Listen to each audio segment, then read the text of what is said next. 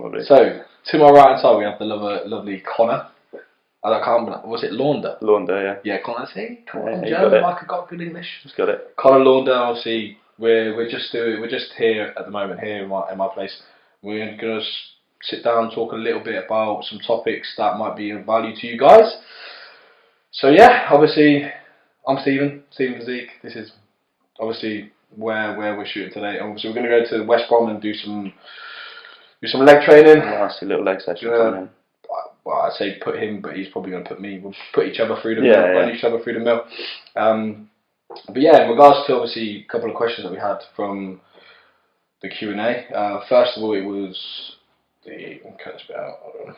So, first question from Callum Fisher was, what motivates you to work out and stay consistent every day? Do you want to start with that? Yeah. So, I'd say the least important thing there is motivation. Motivation comes and goes. You have it one day, you have it. You don't have it the next. So I think the thing you need to focus on isn't motivation. You need to focus on being consistent in every single thing you do. When you get into a routine of consistency within diet, training, recovery, workload, everything is consistent, you'll see results, whether you're motivated or not. You'll have those days where you're not motivated, but you are consistent, and you'll still see success. Whereas if you're not consistent and you're not motivated, you won't see anything. If anything, you'll take steps back. So I think focusing on consistency in a routine with everything you do is the way forward, not motivation. Motivation will come with consistency, in my opinion. Yeah, motivation comes and goes. Because some days, you'll have experienced this, we all have, where you'll be really excited to do certain tasks and for whatever reason, there isn't really. I don't ever really think there's a pinpoint reason as to why motivation dips or rises. It's just a circumstantial thing that happens. You'll be doing the same task one day and be really excited to do it, and you'll be doing the exact same task another day, and you won't have the same level of enthusiasm. Now, like Connor alluded to, that situation is dependent on a lot of circumstances. Dedication and consistency is dependent on one thing, and that's you. You have complete control. You have 100% ownership over how much consistency you apply throughout your day, throughout your life, throughout your week, and also how dedicated you are to getting to where you want to go to. At the end of the day, to get to one path, to get from point A to point B, requires you to do X, Y, and Z, and you can apply that and transfer that across all walks of life, where business, relationships, bodybuilding, you have to do X, Y, and Z to build a relationship with a friend or a female, build your bank account, build your business, build your clientele. There are always steps to success, and it's about being 100% consistent. And sometimes you don't even have to be 100%. Like, a lot of people go on about, oh, you have to be 100% all the time, every time. But you know what? It's more effective to be between 80 to 90%, 365 days a week, than be 100%, 150 days, and 50% the other days. You know, because it's all about an average of percentage. You know. So making sure that you have that baseline, like to allude in football, obviously we both support the same team, we both support Chelsea, like says that as Equator, right? Geezer is never a 10 out of 10, but he's never a 4 out of 10, he's consistent. And that's why he's been in the team since 2012. Since he's joined, he hasn't. Exactly, he hasn't never been dropped for a sustained period amount of time. He's racked up nearly 400 appearances, but we're never calling him the man of the match, we're never calling him the player of the season. Yeah. You know, and it's the same thing that applies. You can apply that straight to your business. You can apply that straight to bodybuilding. Doing 80 to 90% of the things that you need to do will ultimately create what you need to create and build up and build that process. So yeah, that's motivation's good, and certainly take advantage of those spells of motivation.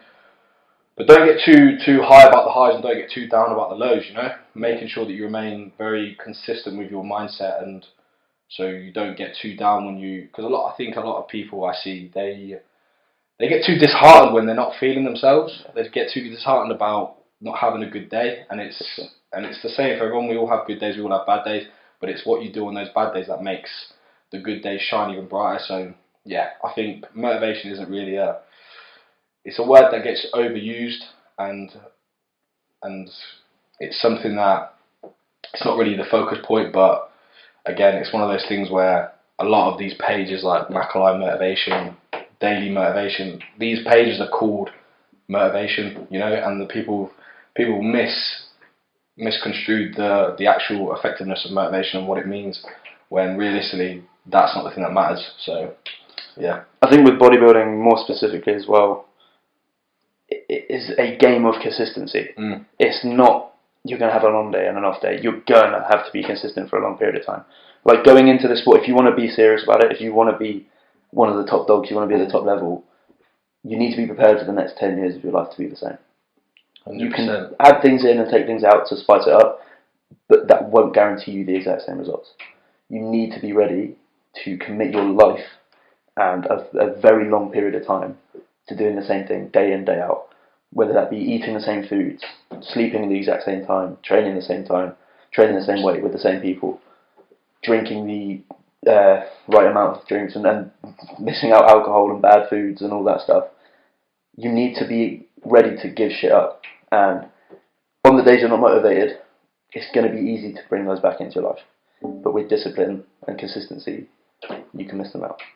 Sure. I think what a lot of people will have said about me, and also about you being the age that you are, is the word potential. Now, potential is great in bodybuilding. Potential is great in anything.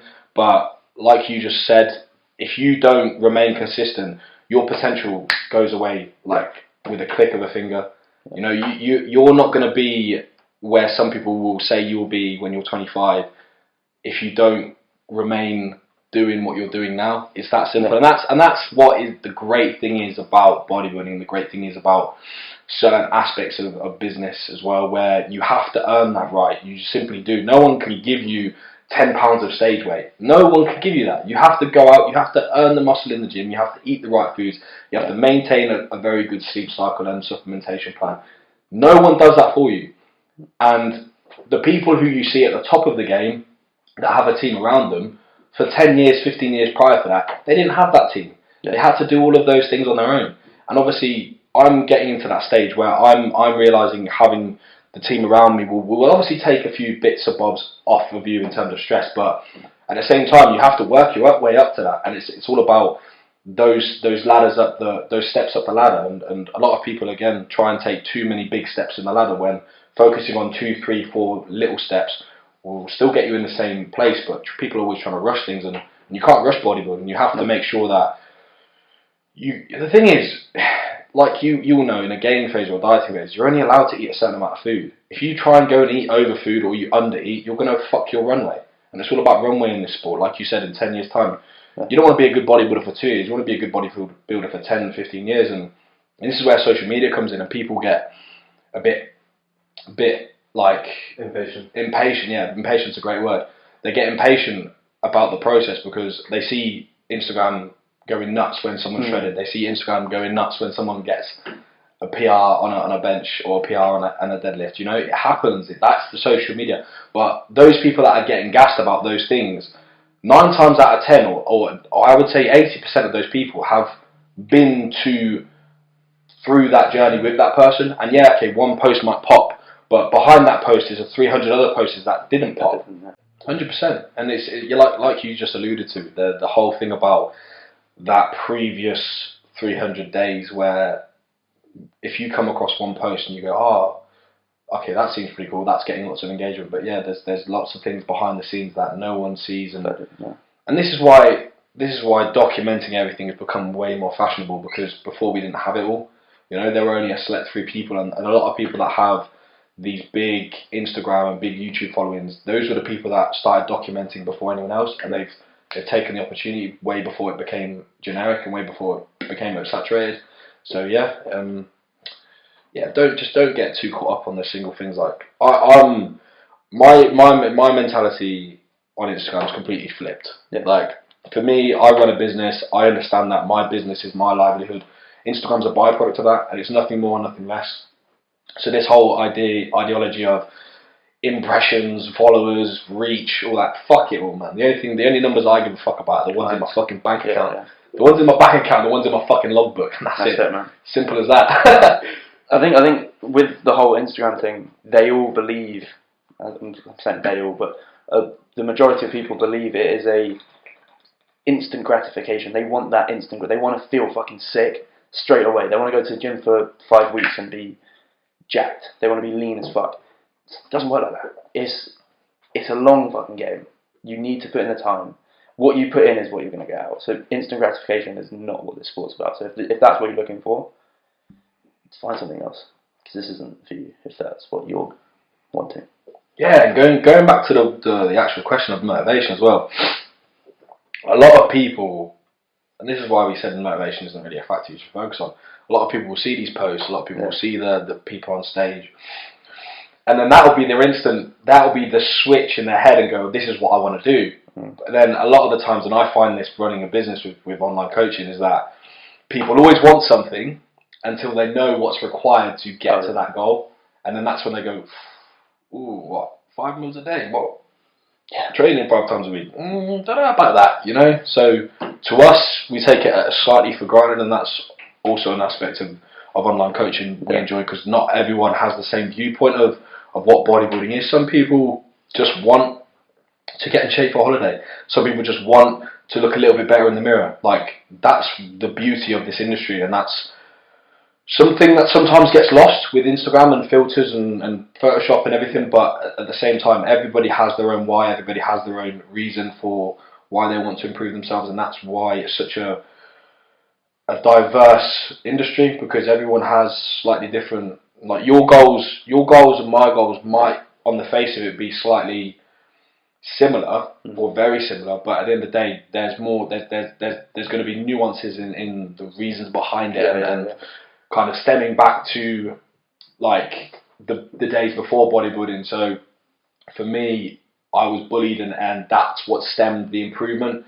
to kind of say a fuck you to the bullies, and then from then you just fall in love with the process. So it doesn't matter what kind of gets you started, because that can be a thing that happens to a lot of people. You might start driving a car, and then that might spark your interest to become a go-kart, to become a Formula 1 driver. That's what, like, the simple essence of driving a car and having the feeling. Like, for me, I drove a Nissan GTR on a track day. One of my dream cars is now a Nissan GTR. That wouldn't be the case if I didn't have a track day with it, you know. So these experiences that ignite interest and ignite a process, they're fantastic, and use them. But then also feel the situation out and understand if you actually fall in love with something, because a lot of times people fall in love with the idea of a process and not the actual process itself, and then that's when you start to cut corners, and that's when you ultimately not progress and stall. 100%. I think it is just down to understanding what it takes to get your goal, and not just wanting the goal like that, because it's not how it happens, obviously. And like you said, it's anything that can kick it off. So like that'll be individual to anyone, whether that be from a negative point of view, so like you said, being bullied and stuff, or being from a kind of being inspired. Maybe you've got someone in your family that inspired you to do something, get a certain job, to follow a certain passion, a goal. But it's all about knowing what it takes to get there and committing to it.